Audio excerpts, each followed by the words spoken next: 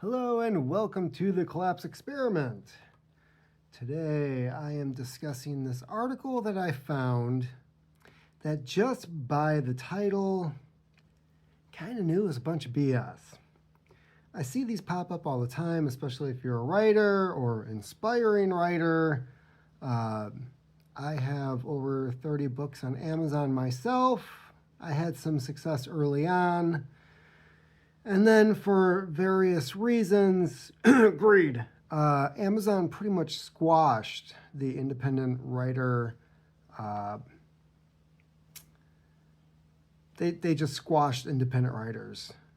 And so the article that I found, it's in Journal. I'm not familiar with this. I don't know if it's a magazine or just a website.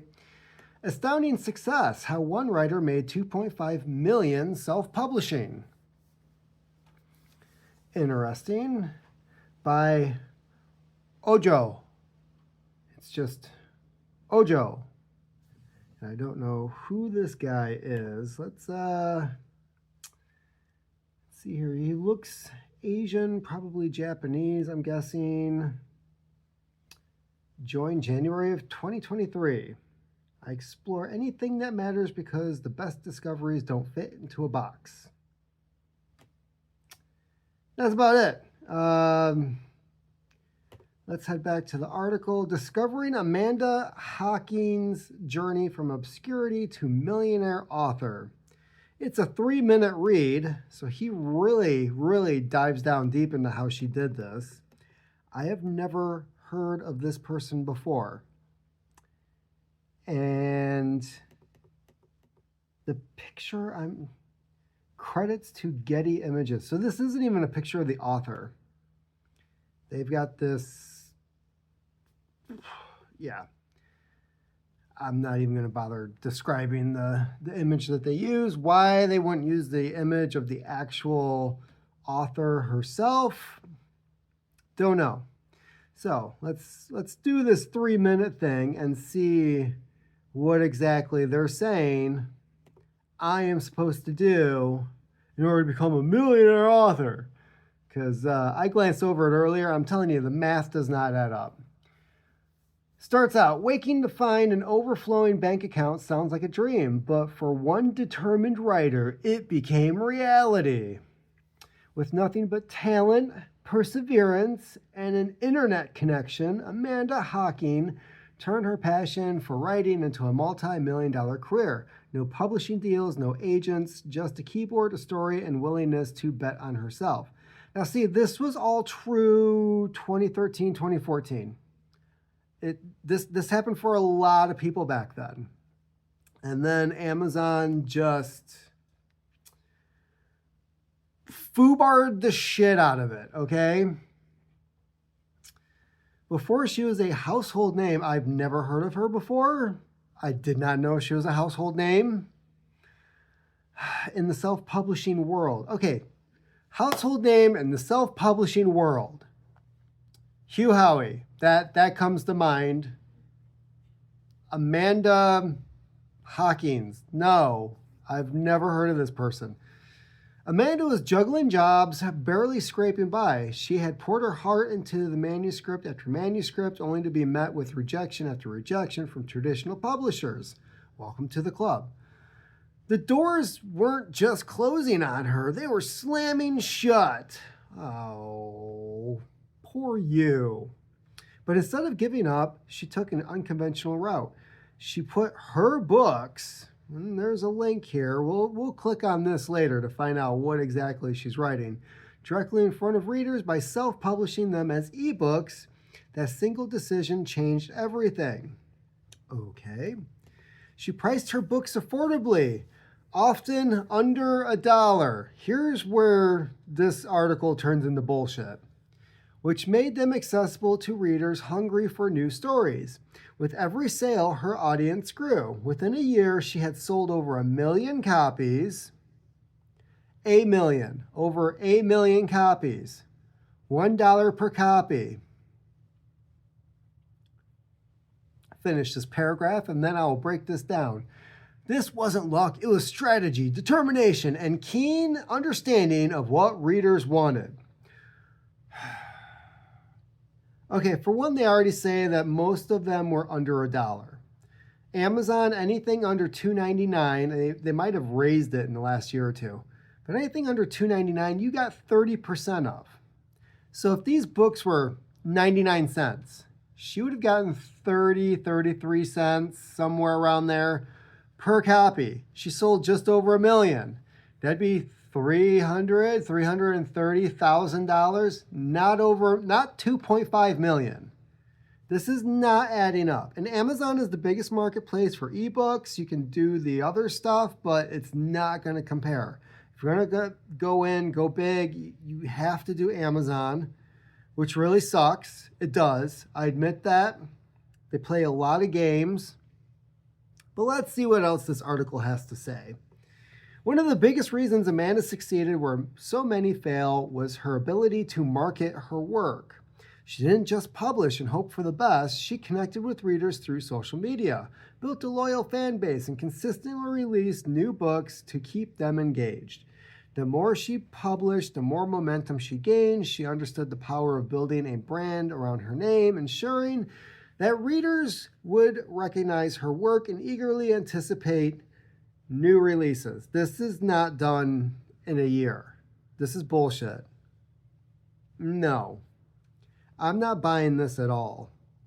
And there's a couple of other indie writers I know of that come to mind, and it was 2 to 3 years just with the social media, building a follower on YouTube, and then releasing her first book. It was 2 to 3 years. Traditional publishers who had once turned her away suddenly took notice. Well, blank you guys. Soon she landed a lucrative book deal. Proving that success doesn't come from waiting for approval, it comes from creating opportunities on your own terms. But even with a major publishing deal, Amanda continued to self-publish, proving that independent authors who strive without relying solely on traditional routes. We got a few other paragraphs here. For aspiring writers looking to carve out their own path, Amanda's journey holds valuable lessons. Self-publishing is no longer a last resort. It's a legitimate and highly profitable way to share stories with the world, but like any business, it requires more than just creativity. It takes smart marketing, strategic pricing, consistent engagement with readers. Building a sustainable writing career means he's just regurgitating the same bullshit from above without going into detail about, like, was it YouTube? Was it Instagram? Was she on Twitter? Like, what was she using here? Building a sustainable writing career means understanding the mechanics of online publishing, learning how to optimize book listings for search engines, and cultivating a reader base that keeps coming back for more. What kind of books does she read or write? Dude's giving me nothing here. He's probably one of these professional writers that 6 figures, lives in New York, and this is the bullshit we get. If the dream is to write full-time, it's crucial to learn the ropes of self-publishing, understanding what sells, how to reach an audience, how to turn writing into a sustainable career are all part of the process. This includes mastering book cover design. I have seen so many shitty book covers, and these things still sell. Crafting compelling descriptions and leveraging reader reviews to boost credibility and sales. For those ready to take the next step, there are opportunities that provide a direct path into the world of paid writing. These platforms It's an ad. This is an ad. Hold on, let's see here. Yep, that's the end of it. And take the first step towards profitable writing career here. Okay, Ojo, where are you taking me? Paid online writing jobs. I'm not kidding. This is where it took me. onlinewritingjobs.com. Take a 1-minute quiz to find out what type of online writing job you are best. Wow. It's not even what. Okay, let's see. I bet you this chick isn't even real. Amanda Hawking. Okay, what do we have here? 294 results. Oh, it is just. Oh. Okay, take a guess as to what genre she writes. Switched, a Trill novel. Trill, the complete trill, Trylle, Trylle. Why do they come up with these?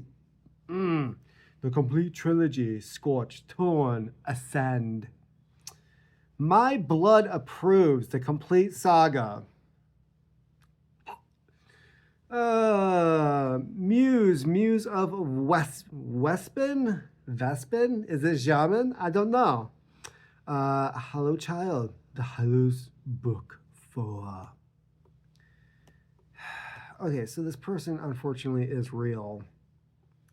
And she's got, let's see here. This first one's got 1,800 reviews. Hollowland, 1,700 reviews. But some of these, like My Blood approved, 17 reviews. So some of these seem to be hit or miss. Torn, 1,300 reviews. Almost 1,000 for Frostfire, The Lost City. Yeah, good job on stealing somebody else's title. Wake, Virtue, Ascend. She's really creative with a lot of these. The Hollows, The Hungry Heart, Ice Kissed. Okay. So, yeah, this is a bunch of supernatural romance, The Court of Dragons. I wonder what she was trying to promote there. Is this one of her books or not? No, this is This is somebody else. So there's like sponsored crap coming up in here, which if you look up my name, you'll find a ton of sponsored crap instead of my stuff, which Amazon, quit being douchey. Okay, so I don't see anywhere in here where it is this. These are not like millionaire numbers. Maybe. Like this one, they say for every review, you get like one review for every 100 books you sell, on average, right? So for this one to be like 1,800, like, okay, yeah, we're looking at 5-6 digits there. 2.5 million. 2.5 million. That's what they're saying this chick made. I'm not seeing it. Not here. And then, let's see here. Kindle 8.9. Okay, so she's charging more for the Kindle. Which, you don't even buy Kindle books anymore. You can't put them on your laptop. You can only read them through the Kindle. You can't download it on your Kindle. You have to have Wi-Fi access to read books that you paid for. So that was just a recent thing. Paperback. Kindle, $4.99.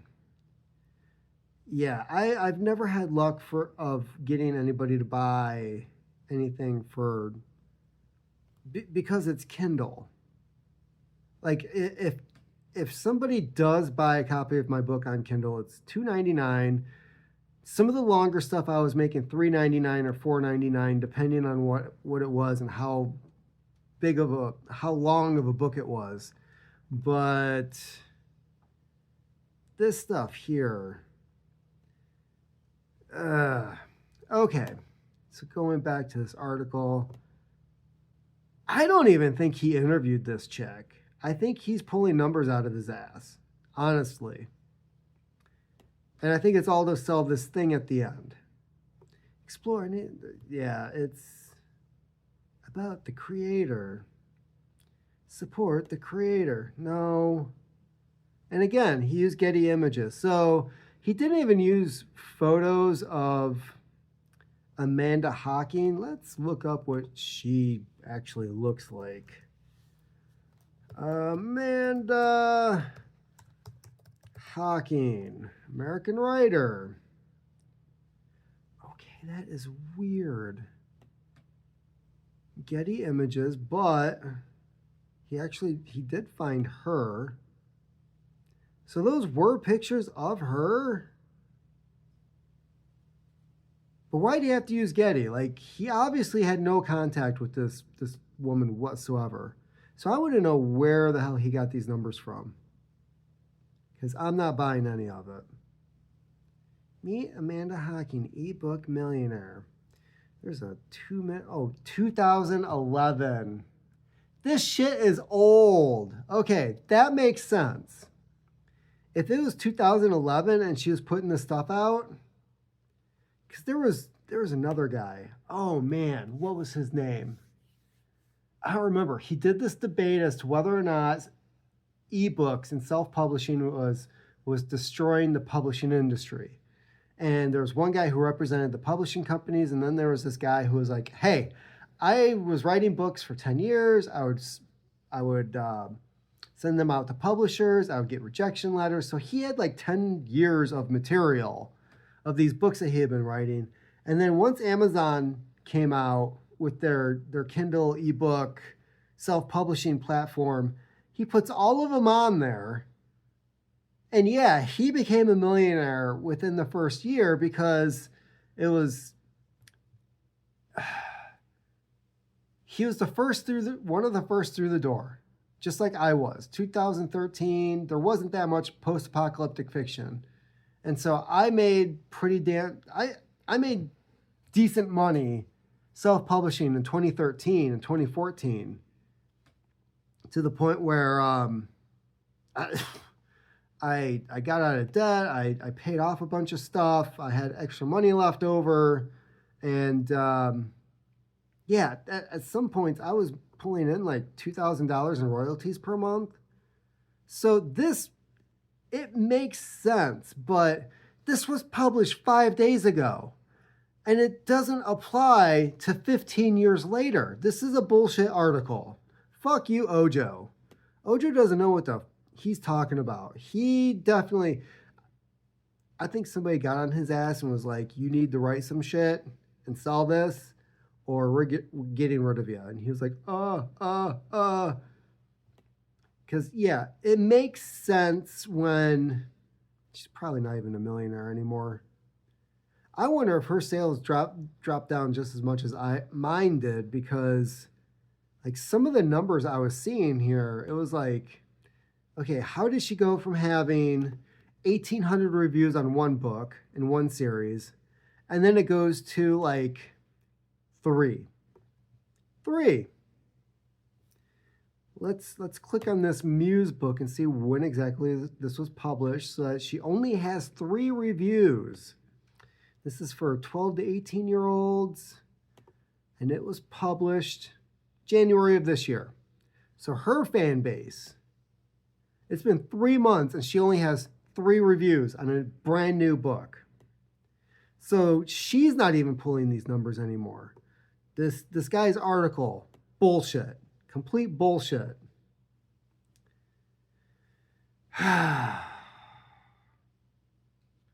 That's where we're at. So anyways, thought I would share that. They like spindling these stories out of there to the public to try to garner up more stuff to put on these platforms that's just freaking saturated. So yeah, it'd be interesting. I bet you, I'm going to find this article or video again. I bet you what he did was I bet he found this video from 2011 and took some very basic notes and wrote this article 15 years ago. What a tool. Anyways, that's about it for me. I don't have time to be this angry about these stupid articles like I am right now. So I'm going to go do a workout, get some of my aggression out. I've been watching Billions while I work out, which actually is a fairly decent show. So it looks like Aaron Sorkin wrote that. So it makes sense as to why it's so good. Keep on typing.